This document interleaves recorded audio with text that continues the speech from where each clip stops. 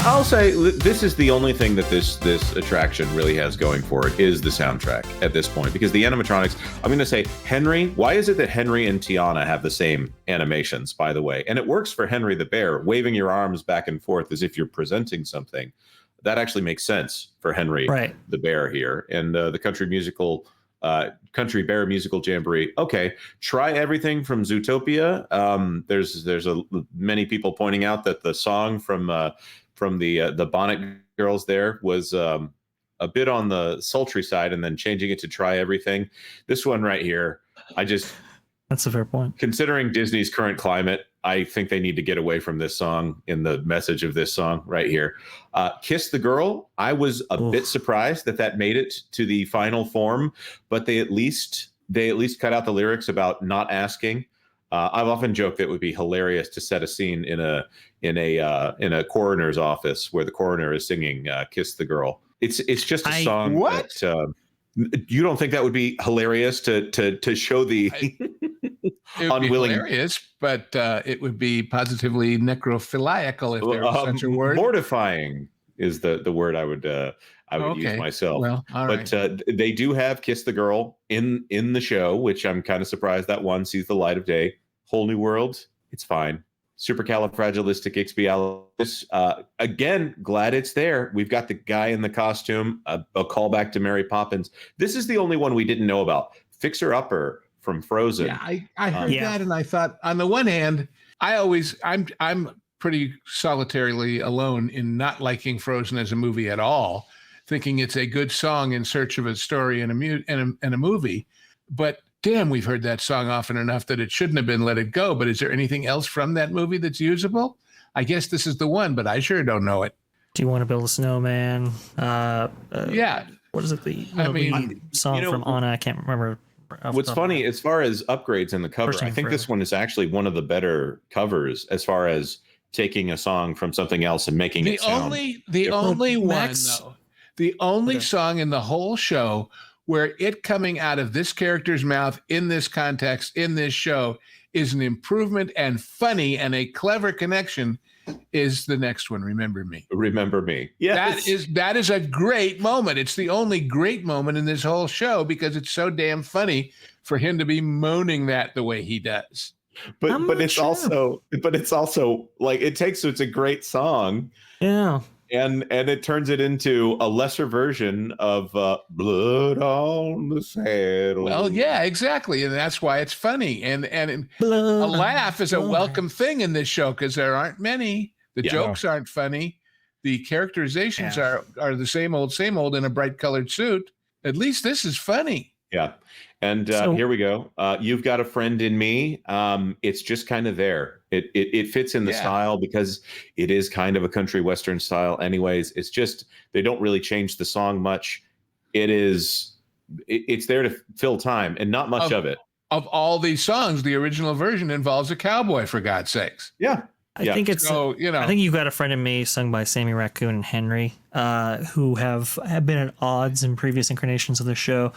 I think was a nice nod if you know the history. If you don't, then it's just kind of there. That's the thing; they're all just kind of there, except like I say, like Kiss the Girl. I thought that was just not the best inclusion there. I was actually surprised by it myself. Jonas as well. Romeo Morale sings that. I will say the Fixer Upper to get Max, Buff, and Melvin on in the action and provide the lyrics for that song where Shaker is actually doing the strumming. I thought that was a nice, clever use of those characters. Also, too, I think Max, Buff, and Melvin do the safety spiel before the show actually starts. Again, a nice use of those characters to kind of get them involved even earlier. Well, that's a good point though, Vash, because originally the safety spiel was a cast member with a microphone, right? That's a fair point, yeah. Which means that whatever portion of the show that is considered as part of the show makes the show even shorter than it was than we were calculating previously if you take that off the front end of it. It's fair. But and of course, Bare Necessities, you're sitting there saying, well, yeah, duh, of course that song's got to be in the show. So Yep. So I'm right here. Bare Necessities. First of all, they did not have to change the style on Bare Necessities. But for me, this is the only moment in the entire show that it actually feels like the original Country Bear Jamboree to me, where you actually have all of them on the fits stage. The best. Yeah. This is the closest to, and it's of course the pun about the bears. Obviously, that's page one right there. Right. This to me is the moment where the whole show finally gets to where I think it's supposed to be, and that's it. Yeah. That's the end, and not even the whole song. Yeah, that's the thing, and not even the whole song ever on any of these songs. You guys are all very much too kind. Yes, you're too kind to this, and you really shouldn't be, because they didn't have to change the voices. We have AI now. You could have used the original, the original people's voices and created an AI facsimile of them. You just would have had to get permission from the heirs, and likely they would have done it. Now you've got all these country stars involved in this thing. It feels soulless. I mean, in just watching it, and again, Attractions magazine, which was the version of this that I saw, their version of it. I was like, okay, first of all, you're terrible with your camera work. You just should have set up 4 cameras. Just left it there. I'm waiting for Clifflix's version of this, by the way. Yeah, I mean, what you really need is somebody who goes in there and focuses on one part of the stage the whole time, and then, or they have 4 cameras and they set them all up and have them all going at the same time. Yeah, that's probably the best way to go about doing that. So there is a disadvantage in seeing it the way I did and not in person. But none of this. Blue's right. I mean, they don't focus on a song at all. You get a verse and that's it. There's no authentic interaction between any of the characters. Instead of feeling like these were live interacting, beings, right? Because that's the animatronics are designed to replace humans. So you're supposed to believe what it is that you're seeing, or at least be able to easily suspend your disbelief that this animal isn't standing up there singing to you, right? So, because you're living in that world. This at no point in time brings you into that world. Again, they've taken the heart out of it. They've taken the lived-in look out of it. They've taken they were able to spice. Yeah. I mean, every element of this was disappointing to me. There's so much more that could have been done. The 3 animals' heads on the wall, and I always forget their names, but Max, Buff, Melvin. There you go. They're fantastic. And that interaction that they have at the beginning of the show or before the show even starts and stuff like that could have even been improved upon. They have the technology. There is no upgrade here.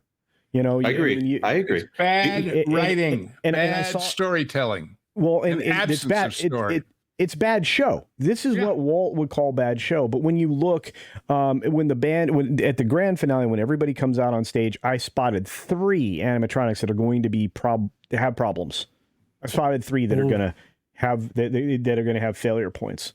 And that's not good, because if I'm seeing those now, and this is just making it out to the general public here, they're going to have a problem with them. Now, in any one of these scenes, if one of those animatronics is unavailable, you can't just take a hand truck or forklift and move them off of the stage. It's not the way those are built. Right.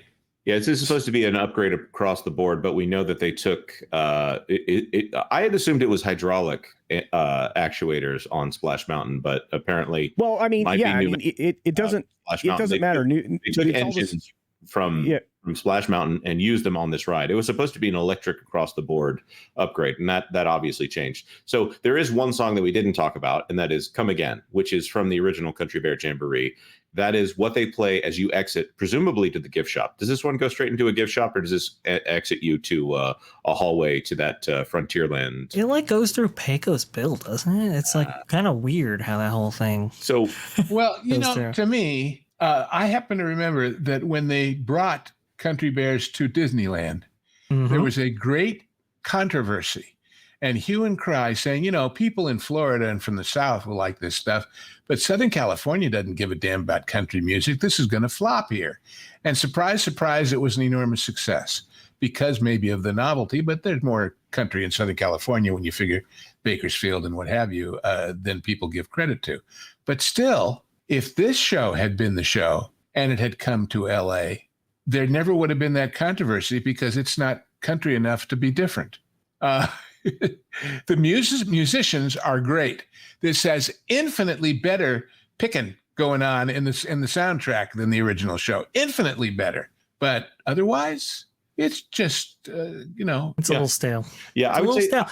I would say the best upgrade they have here, and this is an upgrade in the lightest sense. The best of the modernization of this is the soundtrack, and it's also the thing that is the least distinct to Disney at this point. You could probably get on YouTube right now and search for covers of almost any one of these songs and find someone who is doing it better than it was done here. And the fact that it was done by a crew of Nashville people, okay, well, that's great, but I think the internet has democratized this to the point where that's not a big deal. That's not a reason that you would show up here. So essentially at this point, this is IP refreshment for things that are outside of the Country Bear Jamboree and nothing that you can't just do an album and put it on Apple Music. Well, but let's give credit where credit is due. There's more Nashville in this show than there is New Orleans and Tiana.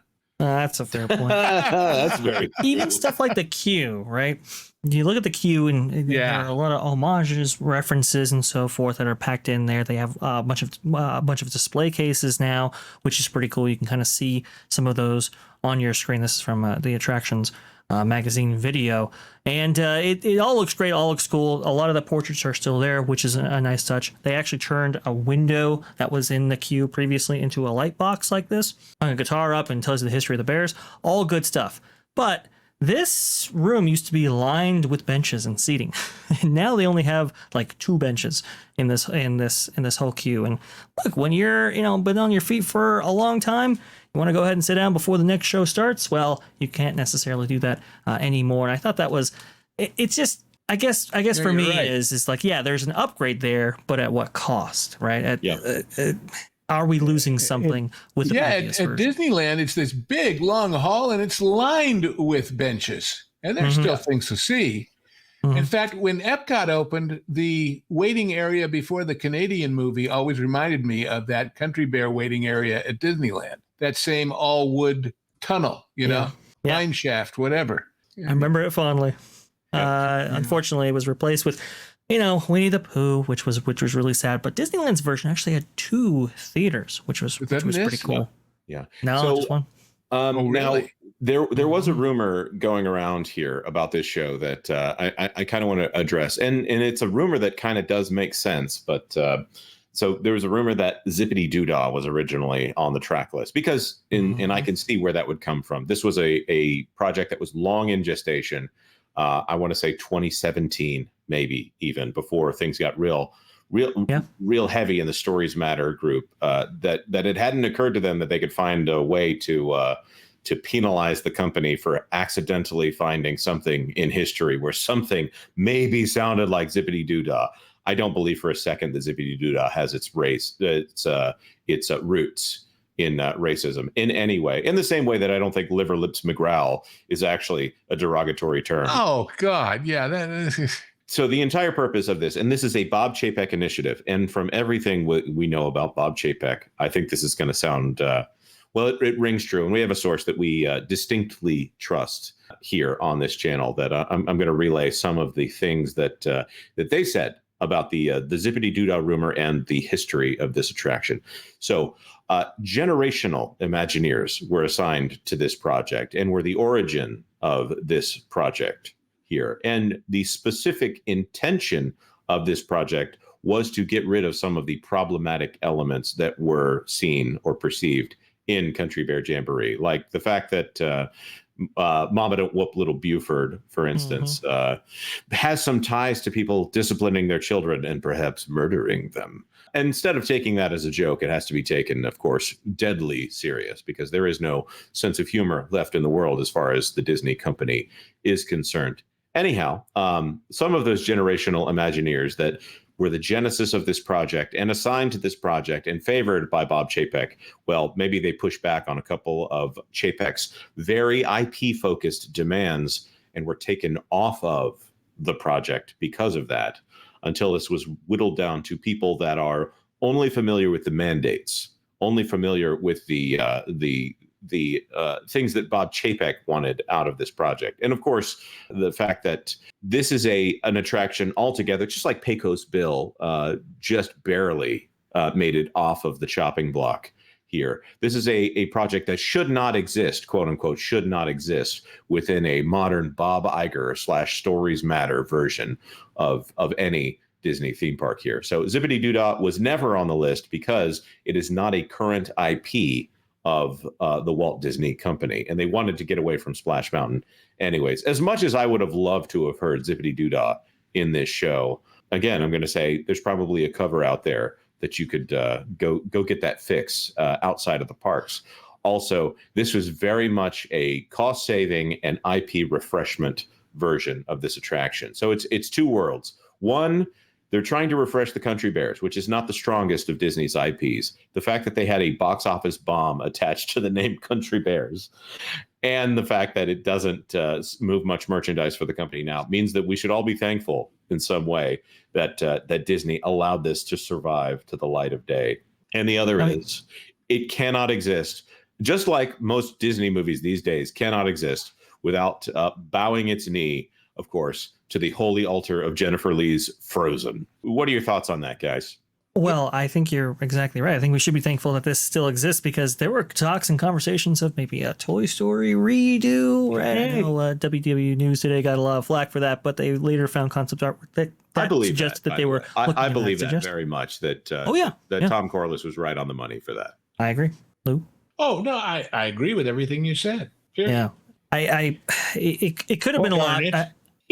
Yeah, it could have been a lot worse. That's the thing. It could have been something where you get rid of the bears entirely, because, as Jonas points out, it's not necessarily the biggest and best IP that Disney's ever produced. And when every single space inside Walt Disney World is at a premium, I could see them maybe getting rid of the bears. I can also see them getting rid of the Tiki Room, which there have been conversations regarding that whole thing. It's just sad that it had to take this course here, that it had to be kind of this Disney mashup show of songs that we've seen so much, whether it's the fireworks or whether it's other performances that we've seen throughout, Luminous, Harmonious, PhilharMagic and stuff. It just loses its distinct character and identity with the way they went. But I can understand why they went there. Culture, do you have any thoughts on all of this other than mourning the past? I would definitely mourn that, but I'm also going to tell you that this is Disney cheaping out, as they've been doing for quite some time, and they're cheaping out in a different way. As you guys have pointed out, I think the biggest loss for me is 20 plus minutes of air conditioning, oftentimes as much as a half an hour, because you get into into the queuing area, which was full of benches. You could relax, catch your breath, get some air conditioning, stay cool, and enjoy a 16-minute show. I agree. It should be a longer show. It should be like 20 minutes long. I would take fewer songs played to their completion over this any day of the week. Right. Something with an emotional climax, as opposed to, we need to remind you of our IPs, as many of them as possible. So we hope that you'll buy the soundtrack. They're not going to make much money off that soundtrack anyways. Good. Go and Shogi for $4.99. Country Bear Summer Vacation was the best version. Those parody songs. I agree. Top tier. Yeah. I never got a chance to see this one. Well, losing the attraction in Disneyland and losing the opportunity to flop things around in these, there's a lot to that, I think. Wouldn't you agree, Vash? Oh yeah, absolutely. I love that they did the overlays. I know they were about $1 million a piece to actually do them, but I actually I liked it because it refreshed those attractions, especially for Disneyland, which you have so many regional visitors to. Kept those attractions fresh, kept you going back into those scenes and segments and so forth. The fact that they've gotten rid of these overlays at all is very sad. And Vacation Hoedown was my absolute favorite. It was a summer staple when our family would visit once a year during that time. That was a highlight from our live stream on That Park Place, where the full stream can be accessed by members to the That Park Place YouTube channel. But what about you? What were your thoughts on this particular story? Please let us know in the comments below. Like this video if you did like this video. Share us out, as it helps us out tremendously against the YouTube algorithm. And thank you so much for watching. T3BO. Please comment, like, and share this video. And don't forget to subscribe to That Park Place Podcasts Online, your source for exclusive content and highlights from WDW Pro, The Pro Show, and That Park Place, for all the news that should be fun.